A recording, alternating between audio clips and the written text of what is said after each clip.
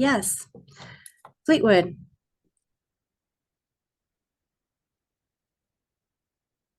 I believe we do have Mayor Fleetwood in attendance. Hawkinson? Here. Huthman? I'm here. Thank you. Cortice? Here. Lautenbach? Here. Lilyquist? Here. Sadhu? Waving. Okay. Darwin? Yes, I'm here. All right. And do we have Eric Davidson or Todd Donovan? Here. Okay. And Board Member Davidson is absent. Thank you. Okay, thank you very much. So this is the September 21st meeting of WTA Board of Directors. We will start off with one of the most favorite things, which is a 20-year service award for Kevin, and Eric is here to roast him. Actually, I'm here to introduce him. Wendy is here to roast him. We do get the opportunity this morning to celebrate 20 years of transit operator Kevin Davis, and to do so, I'd like to introduce his supervisor when he's about to recognize him. Wendy, over to you. Thank you. Hi there. It's my pleasure today to share some amazing things about Kevin. He really is an exemplar employee for WTA, so I'm really excited to share a few things about him. For his 20 years of service recognition at WTA. One of the most famous transit employees, truly. He's actually been on our transit guide. He's been on the signs of our bus.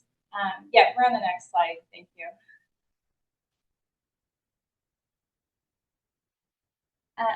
And advertisements, poster boards, WTA smart TV commercial as well.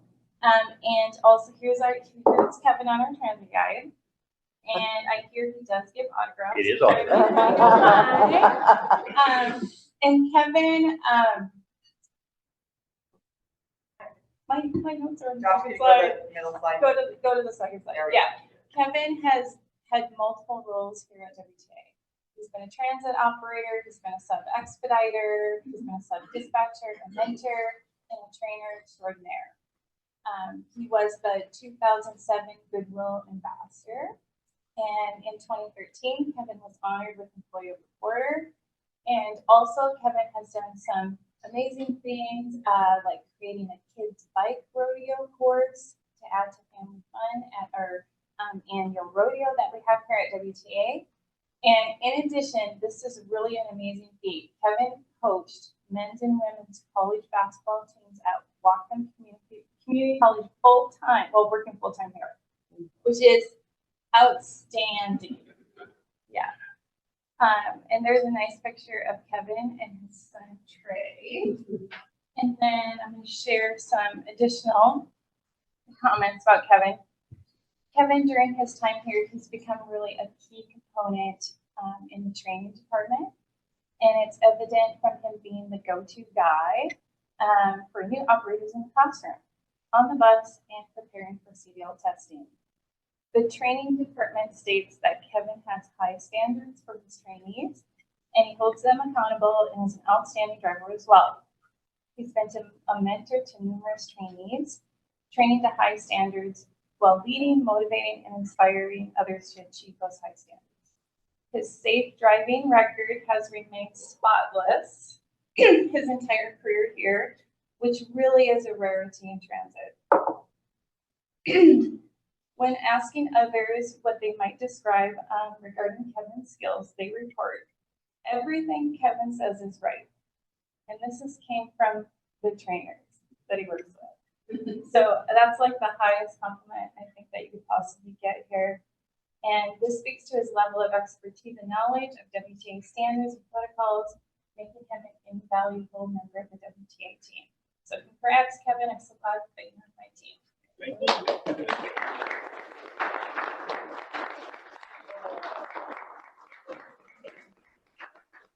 Kevin, you don't have to, but if you want to say anything. Let's see. Well, I will say that working here was the best decision of my life. Taking the job, I did not initially want to take it. When they called me, because I applied to be a fixed route operator, and I didn't get the job. They called me a few months later and said, we have this part-time air transit shift that you could apply for.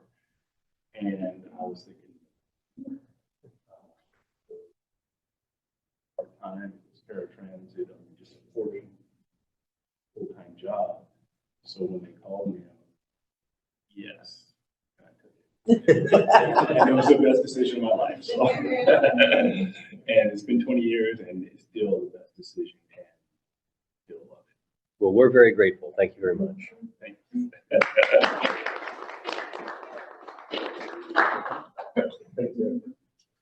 Yo. I'll let you guys get back to work. Okay, we now move on to citizen communications. Is there any member of the public here in person or virtually who would like to address us? And Les, have we received any communications that we don't know about? No, sir.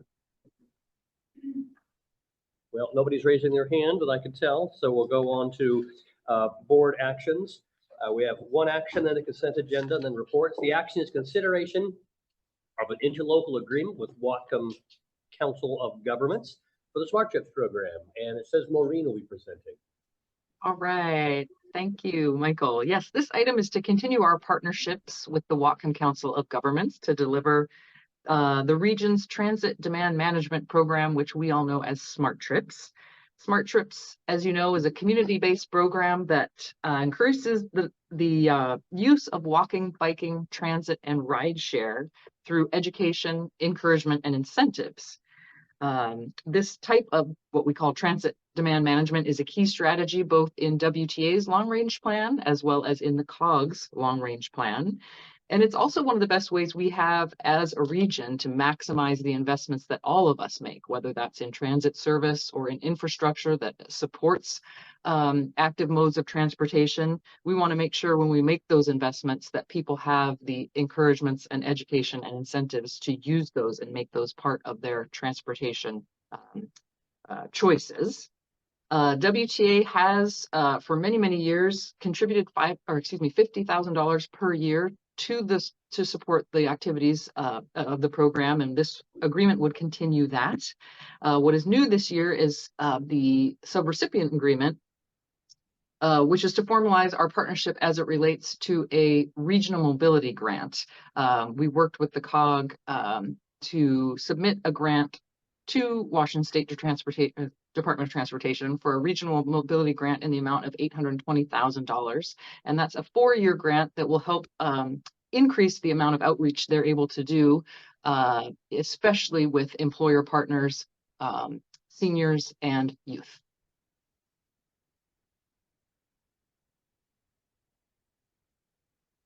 Maureen, we can't hear you anymore. Did you stop talking? Now we hear you. Youth was the last word I said. Did you hear that? Yeah, okay. Can tell it was a pause or an end. The answer is yes, I did stop talking. Okay, anything more to present? Not for me, no. Okay, board members. So we do have 2 agreements, an interlocal and then a subrecipient agreement, which are part of this matter. I move to approve or move to recommend for signatures. I'll second. Okay, we have a motion to recommend or authorize the general manager to sign both the interlocal agreement and the subrecipient agreement with regard to Smart Trips program with COG. Todd? The $820,000 regional mobility grant, is that new? That's a new component? It is, yes, it's new. And do we have a expectation for that to be continually renewed, or is it just a 2-year one-off thing? I'm sorry, I should have said it's actually a 4-year program, and we would have the Okay. opportunity to try and renew it, but yes, 4-year program. That Paul? I have a similar question. Are we gonna get some details later for $820,000, where it will be spent, how, what are the things we will be promoting and working on? Sure, yeah, absolutely. We can pull that right from the grant application itself, but just in general terms for today, a lot of it has to do with more outreach with employer partners and with our work in the schools. Smart Trips, as you may know, is is our partner in the 7th grade bus education program, as well as with seniors. But absolutely, we can provide more details. Can it apply to Linden Hop or some things like that? Because that's also needs some more promotion. Yep, yeah, that's right. Yes, it sure can. Yeah, really, anything other than single occupant vehicle travel, the program is focused on. Okay, that's good. Thank you. Further discussion? Seeing none, I'm going to go ahead and call for a vote. All those in favor of approving the authorization to sign these two contracts signify by saying aye. Aye. Aye. All those opposed? Okay, that passes unanimously. I noticed, Eric, you've joined us. Thank you very much for being here. And we'll go on to the consent agenda, which consists of routine expenditures and the approval of the minutes from August 17th. Move approval. Second. All those in favor of approving the consent agenda signify by saying aye. Aye. All those opposed? Consent agenda is approved. We now have two reports to the board. First one is mission statement update on innovation. Josh Nylander will be presenting. Les, do you want to say anything first? I go straight to Josh. Just real quick that as a reminder, these are the 4 mission statement and bullet points that we have, and a couple times each year we're trying to hit each of them just so the board's aware of what aspects are happening. So over to you, and I appreciate Josh taking the lead on the innovation one. Thank you, Les. Over to you, Well, good morning. I'm going to be talking about our leadership in innovative transportation. And when I started here in 2011, if you wanted to ride the ADX, your fares that you paid depended on what color bus picked you up. If it was a green Skagit bus or a blue WTA bus. And in 2014, we started to work to better align our fare policies with Skagit and entered in some agreements with them. In 2019, we bought our, at the time, TouchPass smart card system, and then eventually got renamed our UMO system. In 2020, we actually worked with you guys signed an interlocal with Skagit Transit that created a regional fare system on that UMO smart card system. So we were able to then further align our fare collection policies. As we transitioned Western and Whatcom Community College student IDs onto the smart card system, that now worked all the way down through Skagit County as well. We also brought our gold cards and our youth cards onto those systems, and now they also work in Skagit Transit as well. And then last week, actually at the last board meeting 2 weeks ago, you guys approved a small change to our fare rates and rules that also reduced the extra $1 that free on fixed route people were having to pay for the ADX and the 90X. And so we just wanted to highlight that it's only taken how many years, but we've gotten kind of to the point where you can essentially take with any of our regional passes, our student passes, our youth passes, our gold cards, our free and fixed route.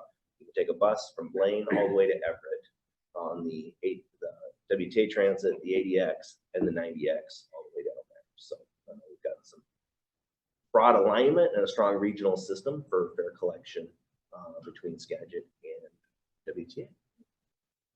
That's great. Anything else? Any questions for Josh? Okay, that was nice to hear about. So we'll go on now to the general manager's report. Les, you have 45 minutes. Fill it up. Well, you don't want that. Got a few things on the report. I'll ask for some help from a couple folks to do some updates.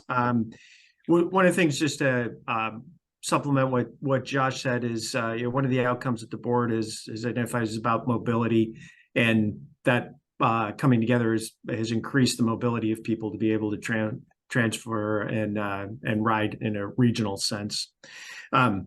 So first up is I'll ask Josh to continue since he was just in the hot seat, but we've entered into a partnership with the state auditor's office to do a cyber audit. And so Josh and Jeremy are leading the effort on that. And so I thought it'd be good for the board to know as cybersecurity continues to be a priority and a threat, an increasing threat to transit industry writ large. So over to you, Josh. Yeah, as Les mentioned, the state auditor's office about 4 years ago started offering through a legislative action cybersecurity audits. These are voluntary audits that are offered on behalf of bringing in their expertise and to do these things. Actually hired and staffed up to support these. They're funded entirely through the state legislature, and we signed up for them about 4 years ago. And then about a couple months ago, they said, "Hey, it's your turn." So it kind of snuck up on us, but yeah, it's been great. This year on our work plan was to go over what are called cybersecurity controls. There's about 20, 24 controls that say, if you do this, then you'll be improving your cybersecurity. And it's a long list of things. And this audit lined up well with our work plan to start working through those controls, and that they're actually auditing against those controls. They're going to help us document them and go through those. So we started the process with them about a month ago. They'll be on site next week for about 3 days. They'll be going through those controls with staff. They'll also be running some software on our systems to check and poke and prod at our systems and make sure they're there. And then they provide that report back to us, and I'll be able to provide you guys an update in our annual cybersecurity report in December or January, whenever we do that. The report isn't it's not a pass fail. It's the kind of here's the thing, the areas that you guys can improve, and here's some steps that we suggest, and we can take that and build on that. So we're excited to have this learning opportunity and to engage with that group and get the results of that. So we'll do that. It's not like a white hat audit. No, they're not trying to. They do kind of what they call passive assessments. So there's 2 phases. They actually do try to see what they can get into a little bit without doing damage. We had to kind of define the parameters of that. And then a lot of it also, like any audit, is going through our paperwork. What are our policies on this? What are our steps and procedures for this? What have we defined as our rules with these things? I appreciate Josh and Jeremy doing this. And one of the things that this program I think is great is it's really highlighted our cybersecurity program. When I say this program, really highlights that it's not an IT thing. While IT may have the lead, it's a cross enterprise function. Everybody's responsible for cybersecurity, and so there's a number of test points that we have and phishing emails that are sent and those things to make sure we're all responsible for it. And these are just ways to live out being a learning organization and getting real and getting better. And so I appreciate this opportunity and Josh and Jeremy taking us through it and what we can learn. But that thought it was good for the board to know what's going on. Thank you. Then Tim has joined us. As you saw, he sent out a email with a document about congestion's effects on WTA, and thought it'd be good to kind of give an overview and see if there were questions on that. So Tim, over to you, sir. And this is what didn't work last time. This is what wouldn't, yeah, exactly. Good, thank you. Thanks for bringing it up. Shot at this. I'm glad you brought it back. Thanks for bringing it back. Yeah, so the background on this is, as you know, we presented last month on the rapid transit study, and one thing that study revealed is this issue of what we call hotspots, and areas that we thought were of concern or growing concern in terms of where there's congestion affecting our level of service. And so on that basis, also on the basis that as you know, we're currently working on our evaluation standards, looking at on-time performance and looking at the metrics around that. We felt that it was really important to kind of get our heads around how is congestion beginning to affect our service, particularly our go line service on these major corridors. So what we wanted to do is have an educational piece around this issue. It is something that we don't think about. We think about more in terms of larger cities that have a lot more congestion, but I think the reality here in this community is that we don't have a lot of those that street space or those arterial streets you might have in a larger community. So we are already constrained in terms of our operating environment. And so what we want to be able to do is do an education piece, but also begin to track the effects of congestion on our service, and that's sort of through the on-time performance or our run times on our system. And so this is an effort to kind of get our heads around what is the issue, how do we communicate that to the public, and then also to begin tracking this information. So this first map is an interesting one showing a COG model with the red lines are basically where we have existing congestion. This is based in 2019. So kind of ignore 2020, 2021, where traffic was much lower, and showing the circles showing where we currently have hotspots in our operations, or we did in 2019. And then we wanted to compare that with 2045 projection. Again, it's a projection, but that area of red really does grow throughout the system. And again, these are our go lines, primarily our gold line, our green line, and our blue line, and areas where we could anticipate seeing those hotspots being more severe and being subject to congestion. And what will happen then is that our buses will be delayed. There will be less reliability. So a bus may be on time at certain periods and late in other periods. It makes scheduling of the trips very difficult, creating a schedule, because it's never the same. Our riders will have less ability to plan their trip because they don't know what time the bus is really going to arrive. Certainly our bus tracker app helps because you can track the bus, but I think if you're delayed, then you may not be able to transfer to another route because you're more than 5 minutes late. So really it reverberates throughout the system, and I think it could in the end affect ridership. So we need to get a handle on this. We understand where the problem is and exists, and then this also talks about the story map talks about what you can do about it. Talks about the different treatments that we have described within the rapid transit study, ways to get around these congested intersections through transit signal prioritization, lanes like queue jumps like we currently have at a couple locations in Bellingham, bus lanes, which are a little more challenging, business access transit lanes where you share a lane with business access.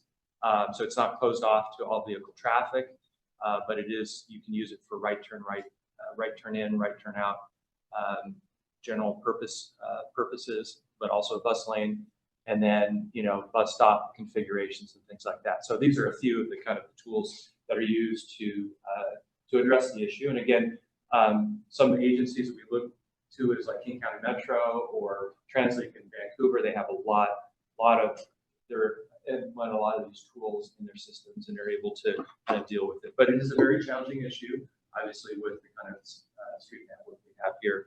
But again, we hope to continue this work and continue looking at this next year, in a deeper fashion and engaging the community on some of these issues. And can you remind us what it means to be congested? For the line to turn red, what conditions have to be met? Because I know at the city, we actually expect and accept some peak hour congestion, but we don't want that congestion anywhere outside of peak hour. How is congestion defined here? Yeah, I think the way, and I'm not the traffic engineer to define it specifically, but I believe that COG uses a measure of like 9/10 of 100%. 90% of the space is fully occupied by vehicles. Anyone, it's a volume to capacity ratio. So 0.9 or above is their metric that is for fully congested. So I think there's a little play in that, right? But it's almost fully congested at a particular hour of the day. Do you know how that maps onto people's kind of like personal perception of congestion? I mean, like, is that number actually strict or lenient? And we're over here on Sunset and we're all complaining about the backup. Is that, how does that trigger compared to most people's idea of congestion, Yeah, I mean, I think you're hitting on a point where, our perception of congestion is probably a lot more sensitive in this community because we're not used to sitting in traffic as much as you might in a larger metro area. This is just kind of using just a standard metric to kind of measure it, but it's I don't know what someone might say about how they feel congestion. This is trying to use a standard metric and applying it. Carl, did I see your hand up? Yeah, just this presentation about congestion and then the previous presentations about the goals for the bus rapid transit thing. Like, are we going to be treading water and trying to keep where we are in terms of dealing with increasing congestion, or are we actually really going to make progress with these, traffic signal activated by buses and stuff? That's what I'm trying to just get my brain wrapped around when I look at this. We know the streets are going to get more congested, particularly in those freeway intersections, like at Sandwich and at Sunset and stuff. But it's the goal with the discussion we're having about the bus rapid transit is it's like we're going to be able to address this and do even better than we're doing now. Well, I think the bottom line is at least we need to maintain the run times, right? If we're not able to do that, then the consequence will be probably have to add more vehicles like we did back in 2018 for the same level of service, right? So we're kind of falling behind. I think the attempt there at the rapid transit study is to say, well, at a minimum, keep your on-time performance, right, as much as you can. And if you can speed up the buses more, great. You know, that's a net plus. But at least let's keep the minimum that we have today. Can you stop sharing your screen so you can see the rest of the board members? Is any other questions or discussion? Les, this is still your report. Yeah, we thought it's really good to show, and I know Tim tried last week or last board meeting on it, but it's one of those things where we're trying to look ahead and see and what are those remedies that we can start working on now, because these infrastructure improvements take a while to do. A lot of planning and things that go into it. And so we're trying to speed the process and get ahead of things now. So I appreciate these discussions and so that we don't fall behind and have a fighting chance going forward. So appreciate that from Tim. That's all I have. Unless there's questions on that. How does ridership on WTA play into this discussion of congestion? Is it assuming that ridership will increase as congestion is exacerbated, or will WTA have more options for ridership, more buses or I'm just wondering how this organization plays into that discussion. Yeah, that's a good question, because you would think that increasing traffic congestion may, sort of as a barrier or cost to travel, that might push people into transit. But then working against that is our operations. And if we are also subject to that same traffic and there's delays, especially around the reliability, where if you can't plan your trip, it's one thing to be late on a regular basis. Another thing, if sometimes you're 5 minutes late, sometimes you're 10 minutes late, sometimes you're on time. If somebody can't plan a trip around that, then they're not going to want to ride, right? And so getting that's probably a bigger issue than just being delayed, honestly. And we're beginning to see that too right now, and we're tracking that through we've got a couple different tools that track that today and look at those particular areas. And Lakeway and Lincoln areas is a good example of where most of the trips are 5 minutes or late or more today. And then we can marry that together with the ridership and see how it's affected. But yeah, there's two ways of looking at that, right? But I think we think we have the ability to at least maintain the ridership, not grow, increase our service or increase the reliability and the frequency. And as things get more crowded and things, that the ability to have more mobility throughput of people should drive more people to the bus.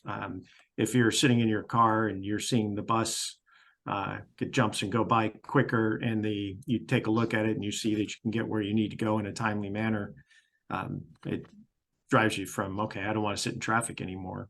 I'd rather take the bus. So I'm optimistic that it would drive up ridership. Scott?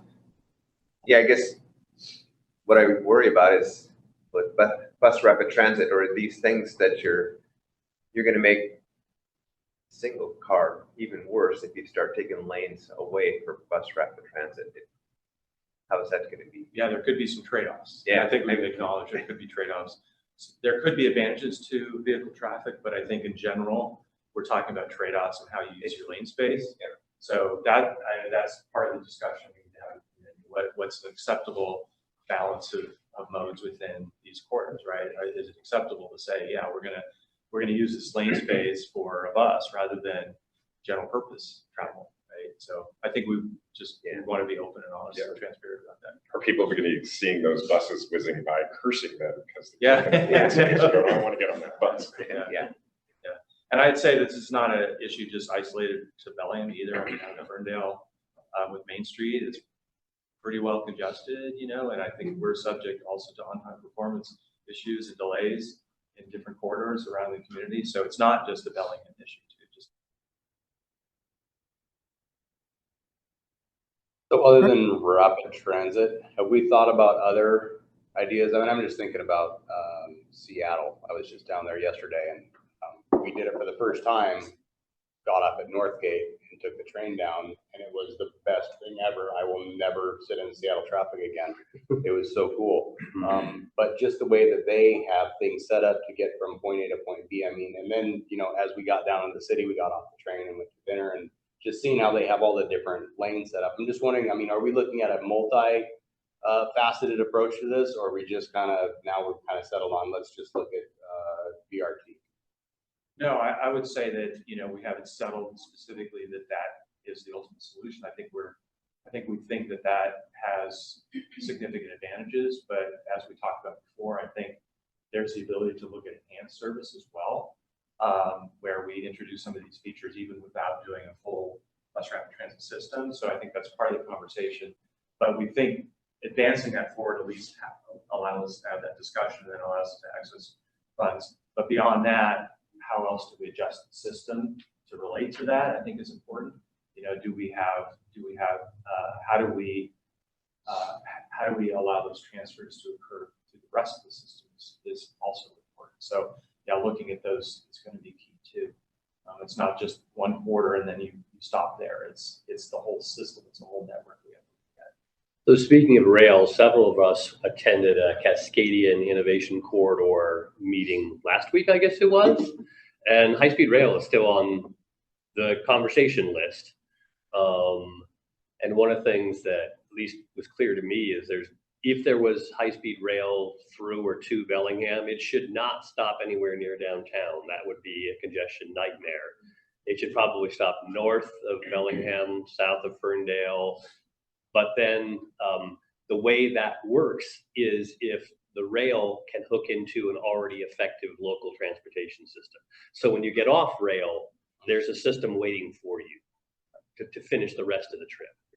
And that would probably be WTA at that point. Michael, why are you so confident to say that in the future, 10 or 20 years or whenever it might be, that it would be absolutely something not to be considered that it be downtown or somewhere? I mean, I think it comes down to design, doesn't it?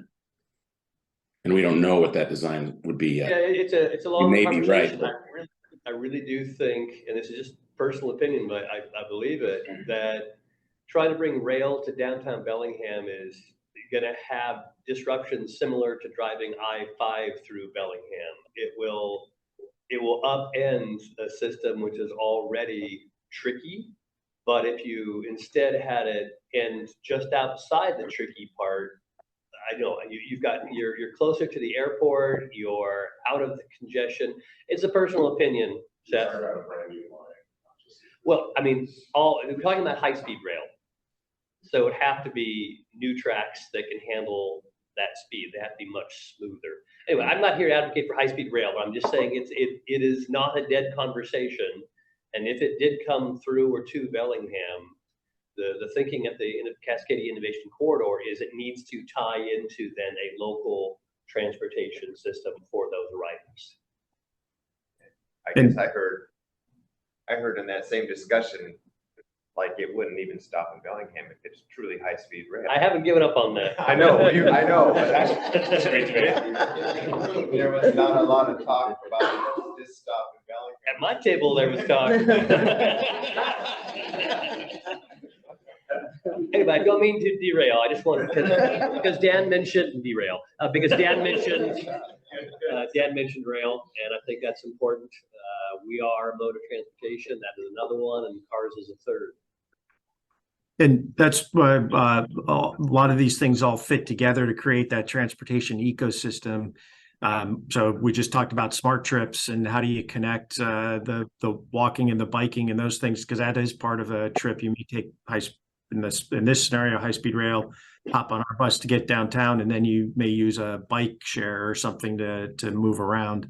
And so how do we create that so that when things like that happen, it supports the community's case to try to get a stop, because we have this interconnected transportation ecosystem that makes it attractive for folks. So, all right. So Jen, you have a question? Hold on. I'm sorry. I don't know. This is a question or just kind of a wondering and a thought too, is with the smart trips and everything, just thinking about people coming in from outside Bellingham into Bellingham for either jobs or shopping or whatever it is.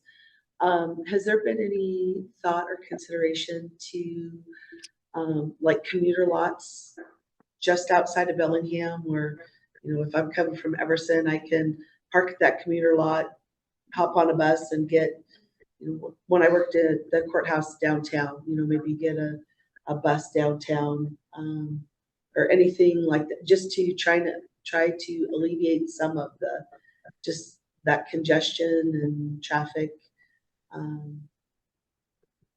So I think this is maybe taking a van pull in maybe a different direction or something like that. I know we've talked about that a little bit, but just thinking alternate forms of when people get closer to Bellingham, would it be easier for someone to hop on a bus rather than, you know, continue to drive and try and find parking and all those types of things?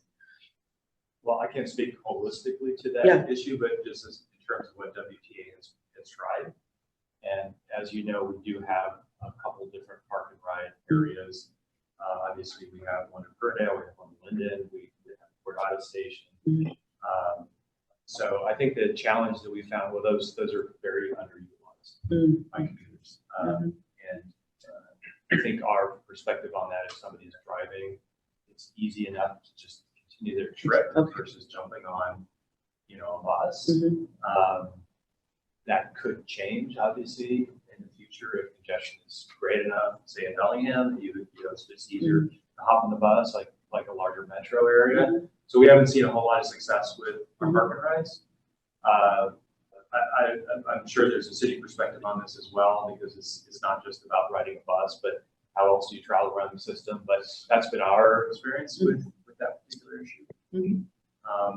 You know, I guess where my head goes to is, what do we do in terms of our service to outlying communities to make it more efficient and better, right? And you know, one of the ways to do it is kind of the way we're doing it, but to do it better through an express service, like to Ferndale or some of those outlying communities where the trip is really easy, right? And then when you get into Bellingham, instead of having to wait for a transfer like you have to do today, that the bus is just arriving right when you get there. So you can travel around the rest of the community without paying a penalty when you get into town. So that's kind of the philosophy that I think the rapid transit study is trying to promote, is easier transfers when you get into Bellingham. So therefore we can make those connections and the outlying community is much stronger. Gotcha. Back to you, Les. All right. I have two more things kind of quick. One is we have Climate Action Week coming up, and the team came up with a pretty innovative idea on celebrating that. And so I'll turn it over to Maureen, give a quick update on that. All right. Yes, absolutely. In conjunction with Climate Action Week, we will be putting on what's called Transit for the Trees. And that means that starting tomorrow and through the 30th, for every 100 rides we provide on transit, we will plant one tree. There is an asterisk on plant. We're not going to be planting the trees ourselves, but instead working with the Whatcom Million Trees project. And the reason we're doing it does have to do, as Les said, with Climate Action Week. We want to support the work of our partners at the City of Bellingham. Having said that, it is very much a county-wide promotion, so really looking forward to participation throughout the county. And for those of you who aren't familiar with Climate Action Week, it really focuses on how our individual actions can have a positive impact on the environment. And our transportation choices, of course, are a big part of that. It's also an early action out of WTA's sustainability plan, which was just developed this year. And let's see, tell your neighbors and tell your friends, and I am now going to pause. Good clear communication. The trees Maureen cost, over. I'm sorry. I said, this is Maureen over. The trees cost $10. So if you got all that, so it's one tree for every 100. I didn't say that part. Yeah, we're shooting for, I'm sorry, Les, to jump in, but Yeah, no, great. over and over, the best way to say this to help people understand, we're shooting for 100,000 rides during that time period, which would equal 1,000 trees. Nice. Yeah. Okay. And then the last thing is Maureen and I are back here in DC for the Washington State Transit Association fly-in, where transit agencies came together, Washington State to visit. We actually saw either in person or their staff members, everybody in the Washington State congressional delegation on both the Senate and the House side. And then had a good discussion with FTA deputy administrator and some of the associate administrators yesterday.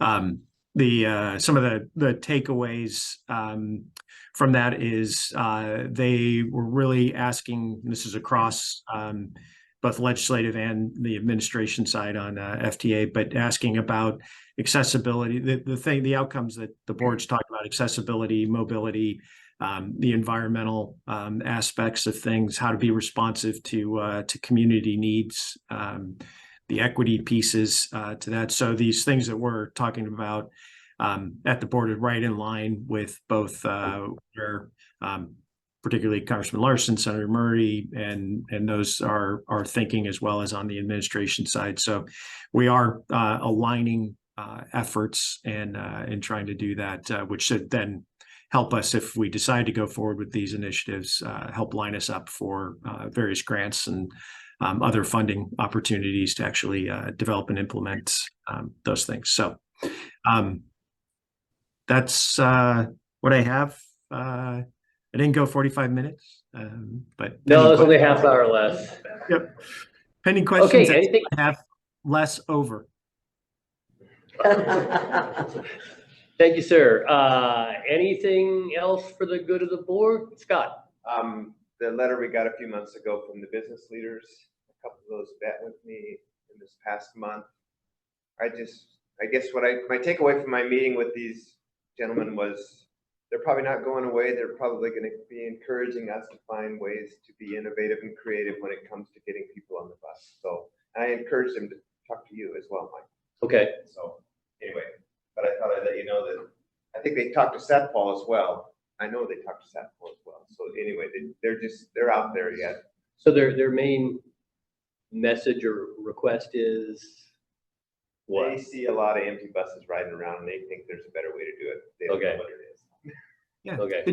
It's a good challenge for us to think differently and define what problems are, and then what are the solutions to bring to that. So they talk about bus size, for example, and those kinds of things, and routing. And so there's some good discussions to be had with them. Did you tell them they could help by riding the bus?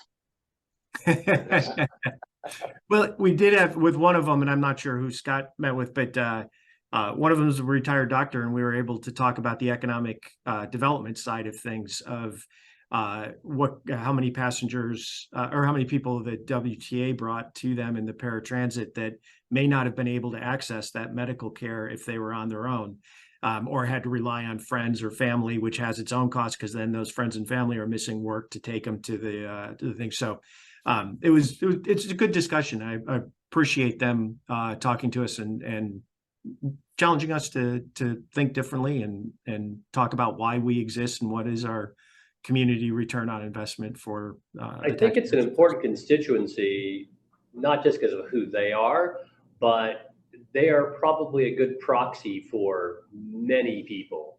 If we can answer and respond to their concerns, I think we've answered and responded to a lot of people's concerns. So I think we take it very seriously that way. Yes, agreed. So thank you for talking to them, Scott and Sat Paul and Michael in the future. Not yet. Don't thank me yet. Anything else for the good of the board? Okay, thank you everyone for this meeting. We are now adjourned.